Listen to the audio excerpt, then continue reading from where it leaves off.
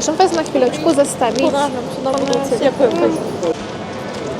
Dobrý deň. Môžem sa vás niečo opýtať? Chystáte sa niekam na dovolenku? Alebo budete doma, na záhradke? Doma takto. Hej. S psíkom? So psíkom. Áno.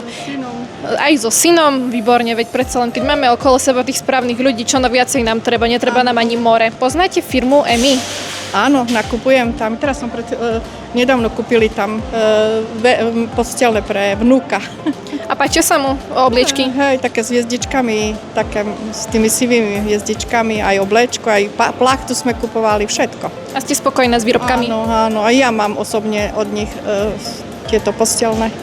Super, to nás teší, keď ste spokojná a teda keďže ste nám tak pekne odpovedali na naše otázky, tak by som vám chcela podarovať takéto obliečky ako vďaku za vaše odpovede. Fakt? Áno. Ďakujem veľmi pekne. My ďakujeme a prajeme vám pekný deň. Aj vám ďakujem.